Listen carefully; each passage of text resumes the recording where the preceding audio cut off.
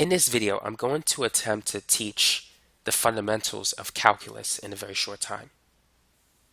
So there's three areas of calculus that you want to be familiar with. The first one is limits. Now, limits help you to evaluate a function.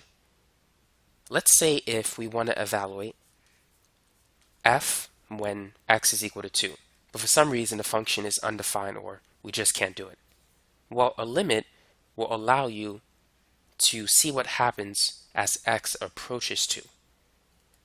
And so limits are very useful to find out what happens to a function as we approach a certain value.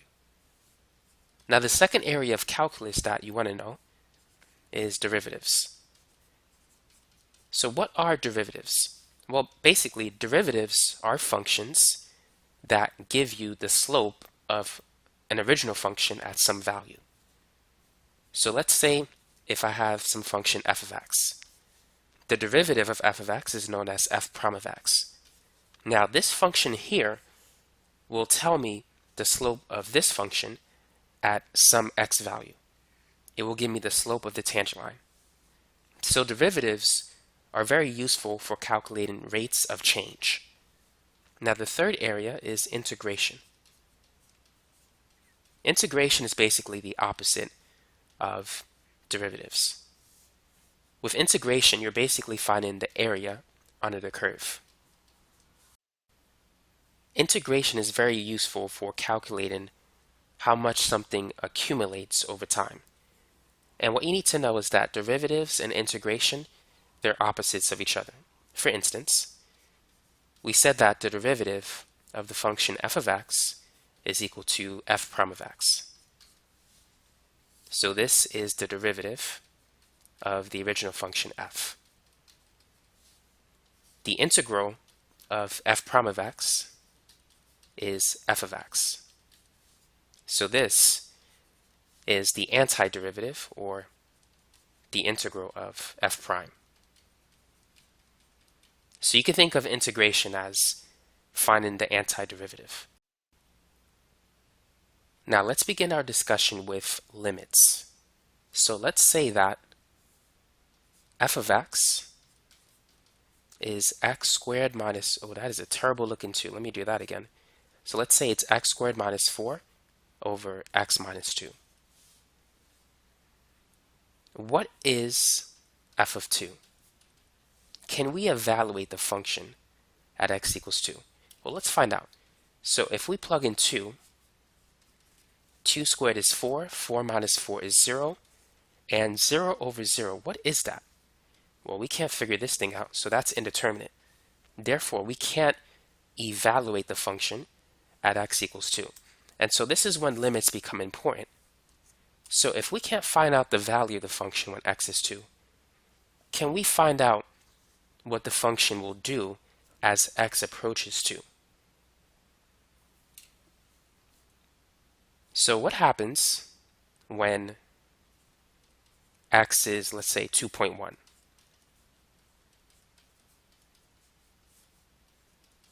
So if we were to plug in 2.1 into the function,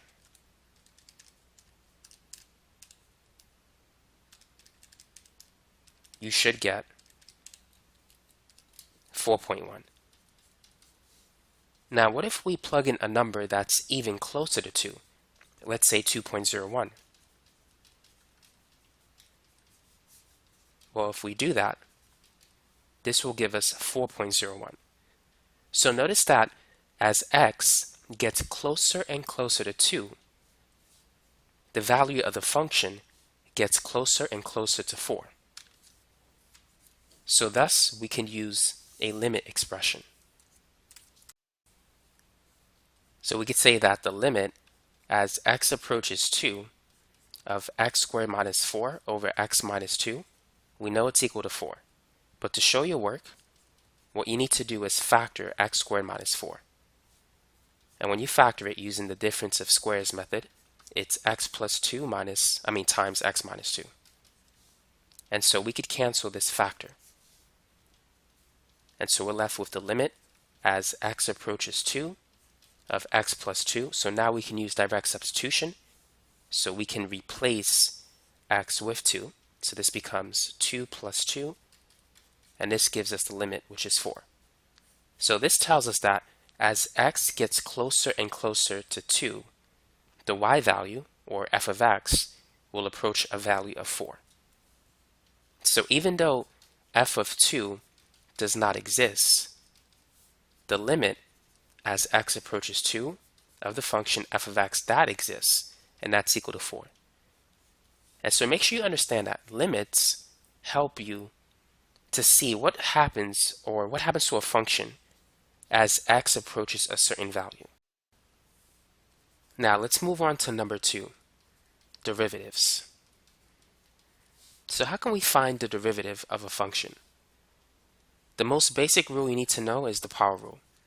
The derivative of a variable raised to a constant, such as x raised to the n power, is n x raised to the n minus 1. So how do we apply that? Well, let's say if we want to find the derivative of x squared. So in this case, n is 2. So it's going to be 2 times x raised to the 2 minus 1, or just 1, so we get 2x. If we want to find the derivative of, let's say, x cubed, n is 3, so it's going to be 3x to the 3 minus 1, which is 3x squared. Now, if we want to find the derivative of x to the 4th power, it's going to be 4x raised to the 4 minus 1, which is 4x cubed. And so that's a simple process in which you could find the derivative of a function. But now, what does it mean? So we said that the derivative is a function that gives us the slope of the tangent line of some original function. So you might be wondering, what is a tangent line? So let's talk about that. Let's say if we have some curve, and a tangent line is a line that touches a curve at one point. Now you need to be familiar with a secant line. A secant line is a line that touches a curve at 2 points. So the slope of a tangent line is equal to the derivative of a function at some value. To calculate the slope of a secant line, you've done this before in algebra using this expression. It's rise over run, y2 minus y1 over x2 minus x1. Now let's say that f of x is x cubed. Using the power rule, the first derivative is 3x squared. So let's say if we wanted to calculate the slope of the tangent line when x is equal to 2. So the slope of the tangent line is going to be f prime of 2, which is 3 times 2 squared, so it's 12. So this means that at x equals 2, the slope is 12. So what does that mean? That means that as you travel 1 unit to the right, the curve will increase by a value of 12. So every time you travel, or every time the x value increases by 1, the y value will increase by 12. So that's what a slope of 12 means.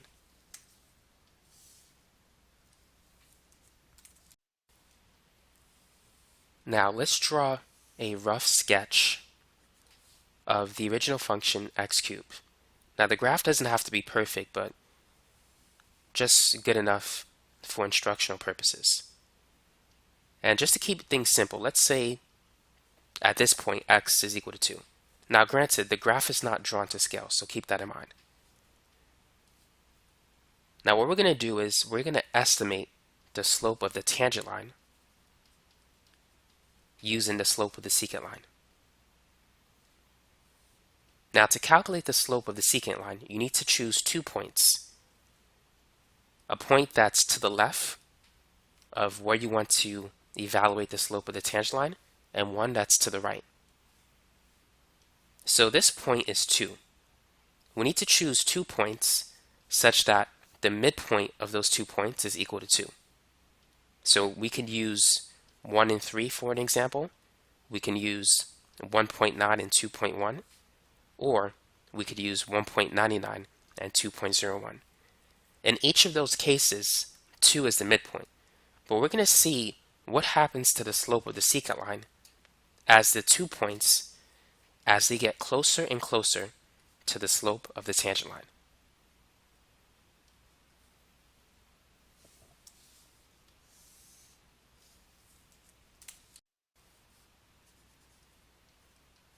So first, let's calculate the slope on the interval from 1 to 3. So we're going to use this formula, y2 minus y1 over x2 minus x1. So y is the same as f of x. By the way, this is x1 and this is x2. So x2 is 3, x1 is 1. y2 is going to be equal to the function when x is 3. y1 is equal to the function when x is 1. So basically, to evaluate f of 3, we need to plug in 3 into that expression. So this is going to be 3 to the third power, and f of 1 is 1 to the third power. 3 to the third is 27, 1 cubed is 1, 3 minus 1 is 2. So we get 26 over 2, which is 13. So this is not a bad approximation for the slope of the tangent line. As you can see, 12 and 13, they're not too far apart.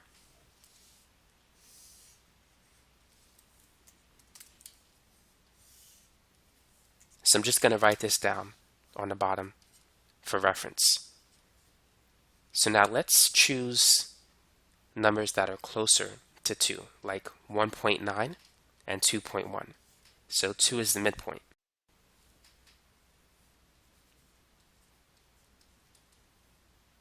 So it's going to be f of 2.1 minus f of 1.9 over 2.1 minus 1.9.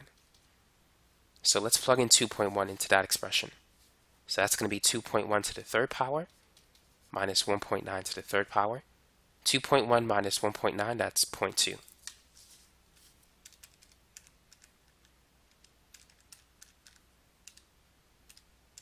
So if you plug this in, you should get 12.01. And notice that this is a very good approximation to the slope of the tangent line. So notice that the slope of the secant line approximates the slope of the tangent line as these values get closer and closer to 2. Now, what was that something that helped us to evaluate a function as x gets closer and closer to some value? If you remember, it's limits. So we need to incorporate a limit expression with some sort of rate of change that looks like this. So let's use limits to evaluate the slope of the tangent line. So x is going to approach 2. And it's going to be f of x minus f of 2 over x minus 2. Now f of x, we know it's x cubed. F of 2, if you plug in 2 into that expression, 2 to the third is 8, and you get this. Now we need to factor x cubed minus 8. So to factor differences of perfect cubes, you could use this formula. It's a minus b times a squared plus ab plus b squared. So to factor x cubed minus 8, x is a, b is the cube root of 8, which is 2, a squared is x squared, ab is 2x, b squared is 4. So this is how you can factor x cubed minus 8.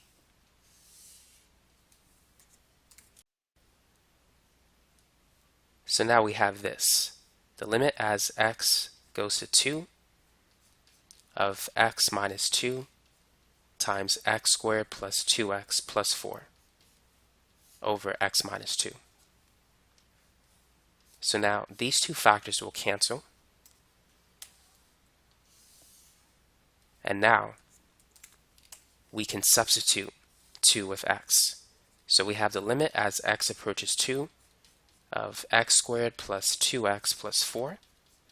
And so it becomes 2 squared plus 2 times 2 plus 4. 2 squared is 4, 2 times 2 is 4.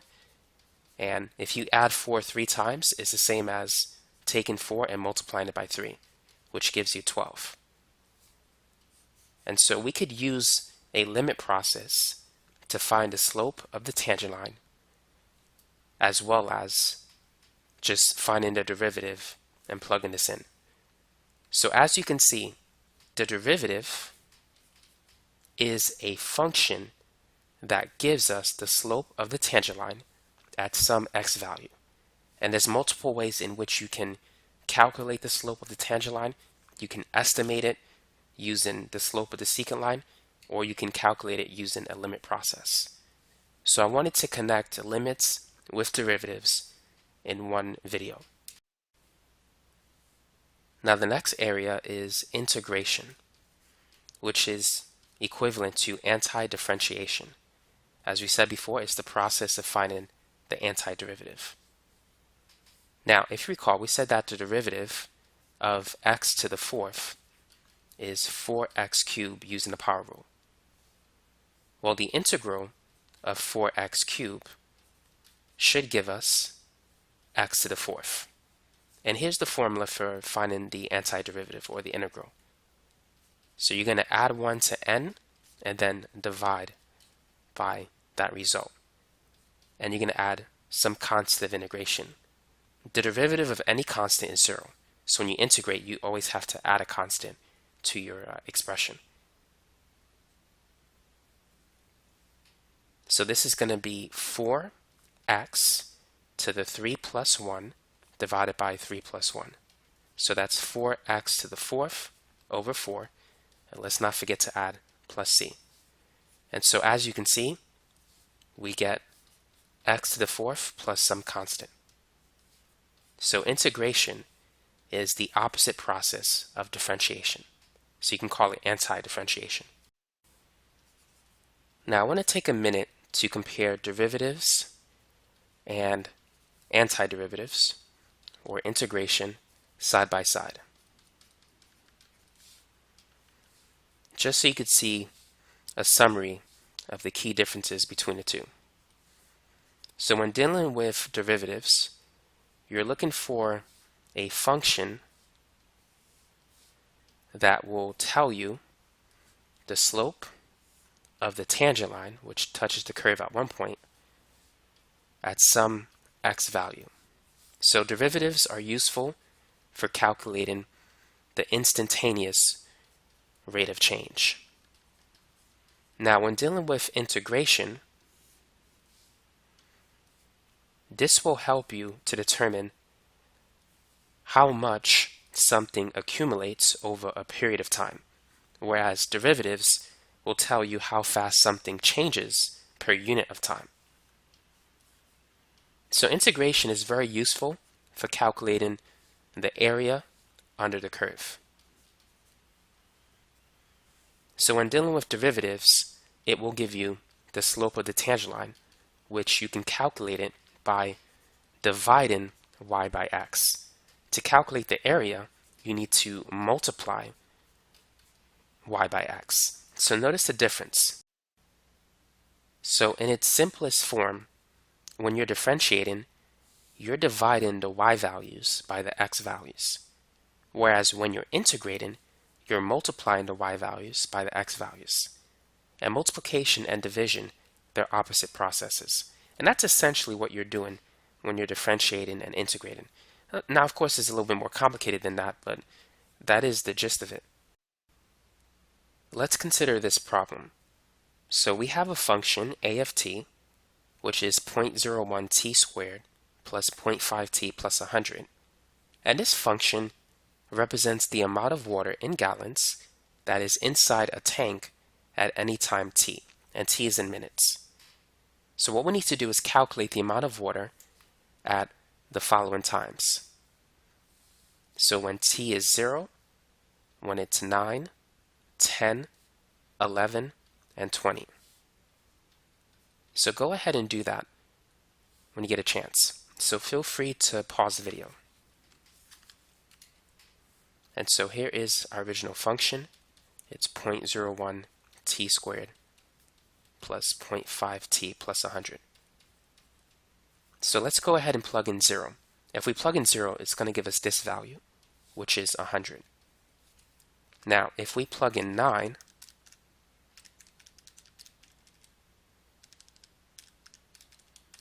it's going to give us 105.31. Now let's plug in 10.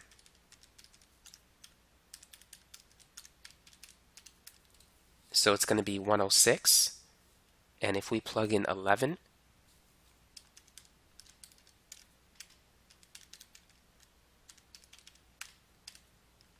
we're going to get 106.71. Now let's plug in 20.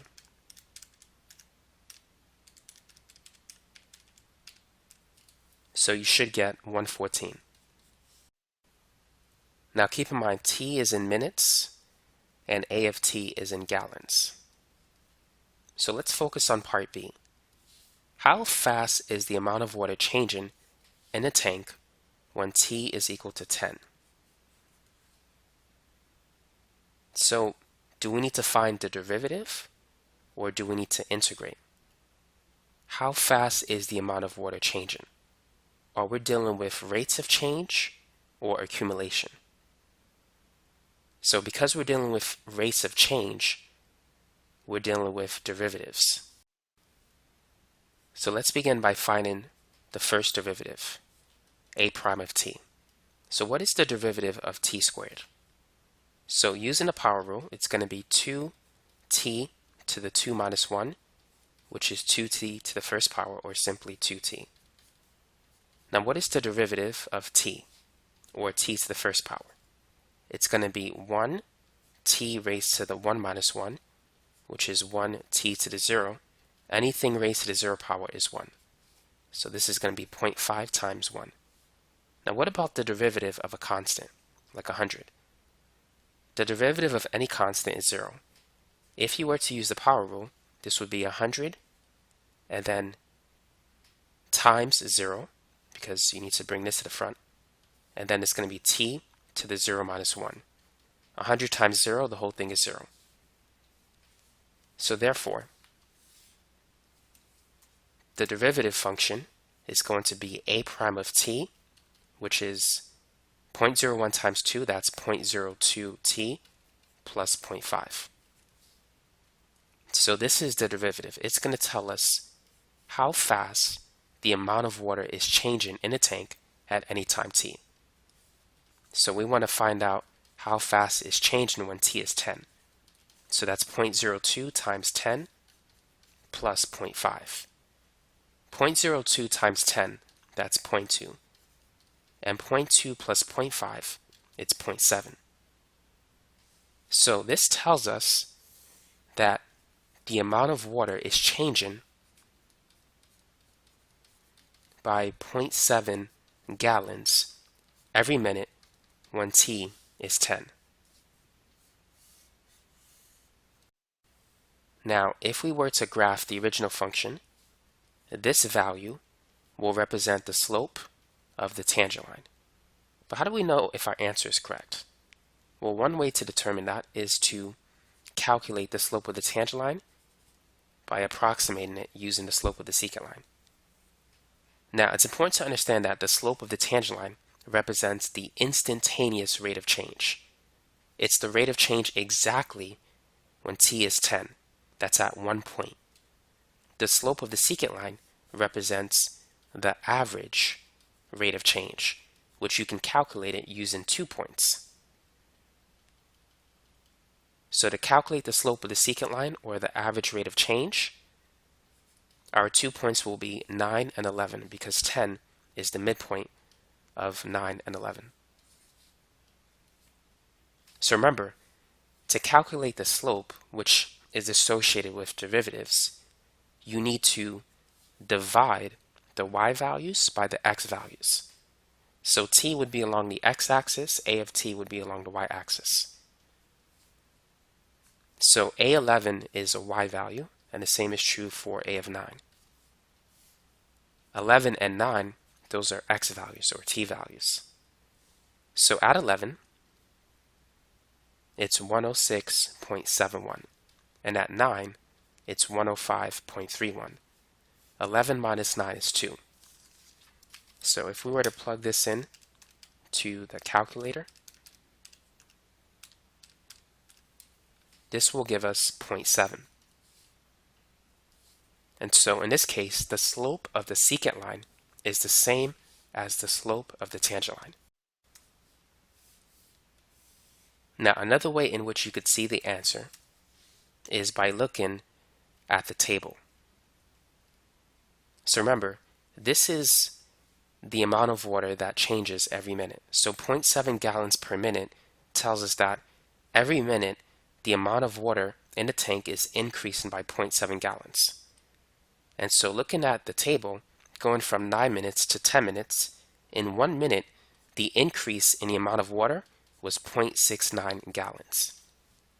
And going from 10 to 11, or the next minute, the increase in the amount of water is 0.71 gallons.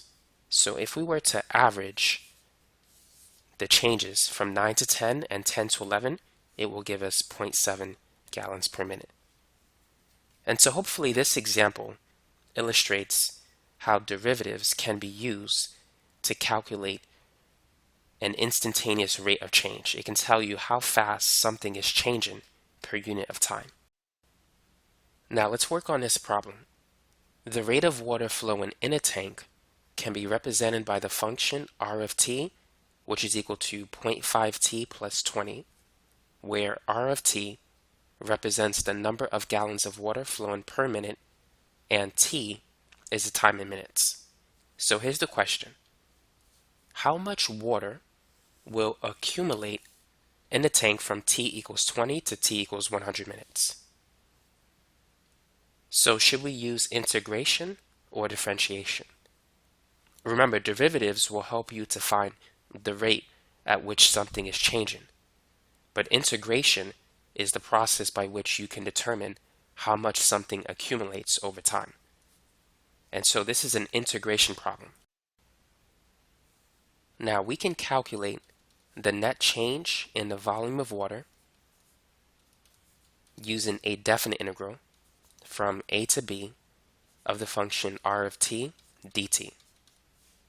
The difference between a definite integral and an indefinite integral is that a definite integral have the lower limit and the upper limit, and it gives you a number. Whereas the indefinite integral, which is on the bottom, this gives you a function. It doesn't give you a number. So make sure you understand that key difference between definite integrals and indefinite integrals. So going back to this problem, to calculate how much water will accumulate in a tank in those 80 minutes, we can see that A is 20, that's the lower limit. B is 100. R of t is 0.5t plus 20. So let's go ahead and find the antiderivative of 0.5t and 20. So the antiderivative of t to the first power is going to be t to the second power divided by 2. Just add 1 to the exponent and then divide by that result. Now for 20, you can imagine 20 as being 20 t to the 0. So if you add 1 to 0, you'll get 1 and then divide by that number. And then we're going to evaluate the result from 20 to 100.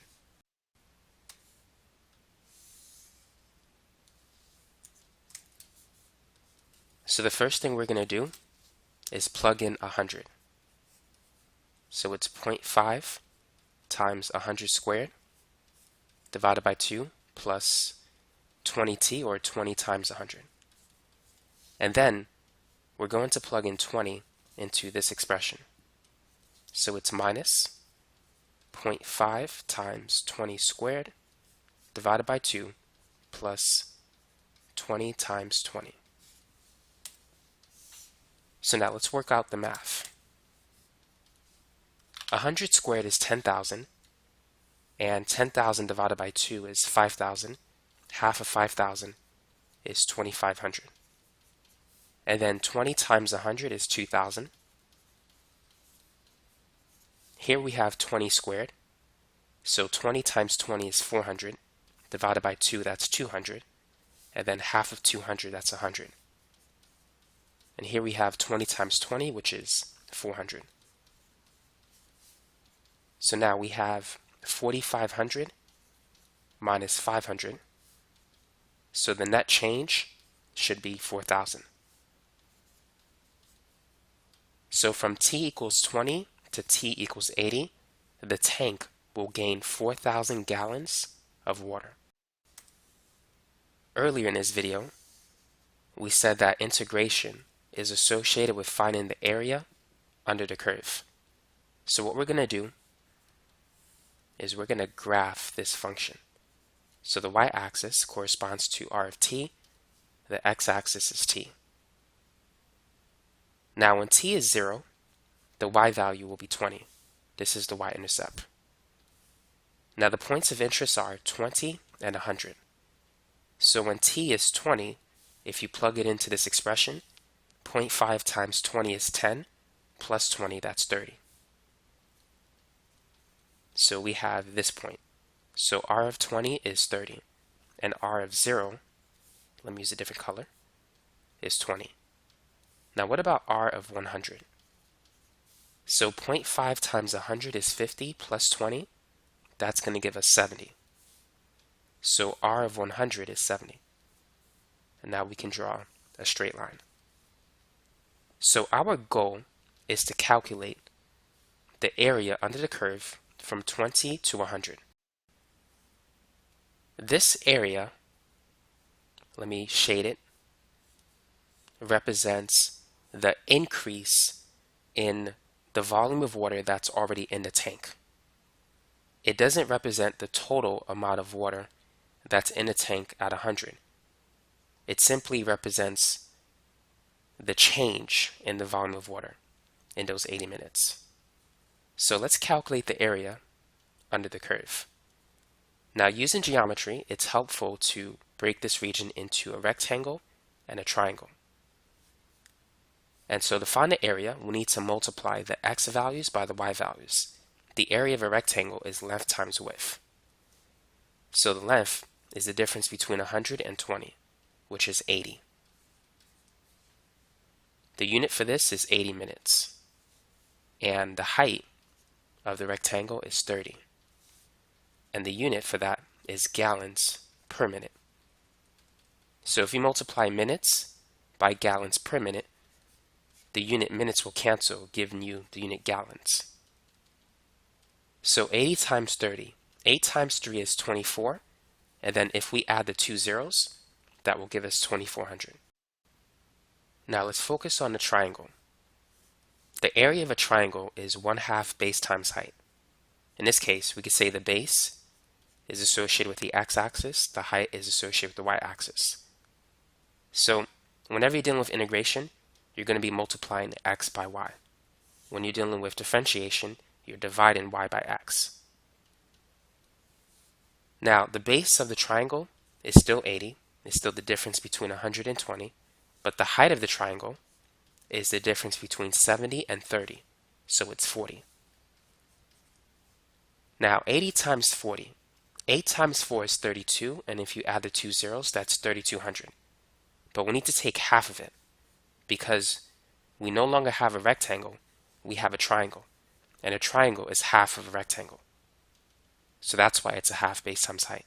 So half of 3,200 is 1,600. Thus, if we add 1,600 and 2,400, that's going to give us our answer of 4,000. And so that's how much water was accumulated in the tank in those 80 minutes. It's 4,000 gallons of water.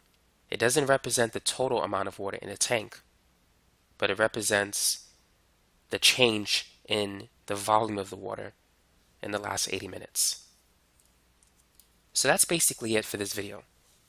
So to review, just remember, limits allow you to evaluate a function when x approaches a certain value.